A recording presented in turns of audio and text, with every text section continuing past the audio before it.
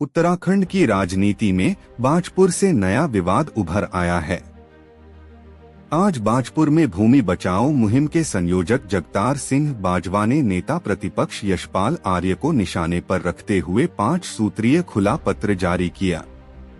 इस पत्र में बाजवा ने कई तीखे सवाल उठाए और अतीत के विवादित मुद्दों को जनता के सामने रखा।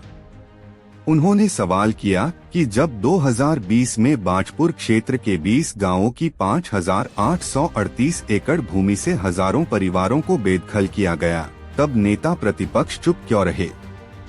बाजवा ने प्रेस वार्ता में कहा कि 2012 से 2022 तक यशपाल आर्य कैबिनेट मंत्री रहे और अब नेता प्रतिपक्ष के रूप में बाजपुर का प्रतिनिधित्व कर रहे हैं।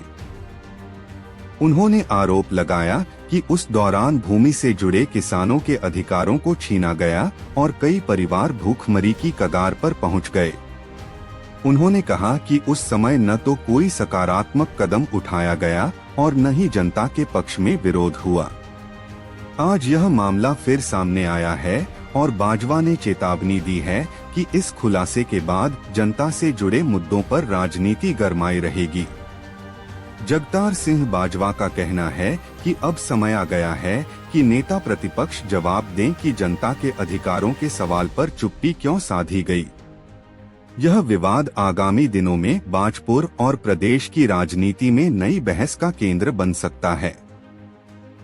हम उन्हें नहीं घेर रहे हैं, ना हम उन पे कोई आरोप लगा रहे हैं। हम उनसे सवाल पूछ रहे हैं कि आज जब लोकतंत्र की हत्या की दुहाई देकर के आप प्रदर्शन कर रहे हो, अच्छी बात है, लेकिन ये तो पहले से होना चाहिए था। जब 2020 में बाजीपुर की जमीनें छिन रही थी तब आपको ये प्रदर्शन करना चाहिए था। जब बाजीपुर का खनन कारोबार ठप हो रहा था यहाँ का, आप यहाँ के प्रतिनिधि हैं, तब ये करना चाहिए था। जब बाजीपुर के पंचायतों के प्रतिनिधियों के घर में पुलिस जाकर के माँ बहन की गालियाँ दे रही थी, तब आपको ये प्रदर्शन करना चाहिए था। हम ये कह रहे हैं नेता प्रतिपक्ष जी से कि आखिर आपका ये मौन उस समय क्यों था। आज जब आपको आपके साथ अभद्रता हुई है, जिसकी हम कड़े शब्दों में निंदा करते हैं, ये लोकतंत्र में स्वीकार्य नहीं है, लेकिन हम यही कहना चाहते हैं कि आप अगर जब मौन रहे तभी ये परिस्थितियां बनी और आगे ये परिस्थितियां कब तक बनी रहेंगी, हम ये पूछना चाहते हैं। ये आरोप नहीं तो स्पष्ट है, हम वही तो कारण बता रहे हैं कि इतने कारण थे प्रदर्शन करने के, इतने कारण थे विधानसभा घेराव करने के, मुख्यमंत्री के घेराव करने के, आपने नहीं किया। आज जब आपके वो सदस्य छीन लिए उन्होंने या जो भी हुआ, आपको आज बहुत गुस्सा है। ये गुस्सा तब भी आना चाहिए था जब लोगों के अधिकार ये सरकार छीन रही थी कि आप मिट्टी नहीं उखाड़ सकते, आप अपने घर में रेता नहीं ला सकते, आपकी आधी सदी से प्राप्त जमीन के भूमिधरी अधिकार जब सरकार छीन रही थी, तभी इसी मूड में आना चाहिए था, इसी उसमें आना चाहिए था आंदोलन के। हम ये कहना चाह रहे हैं।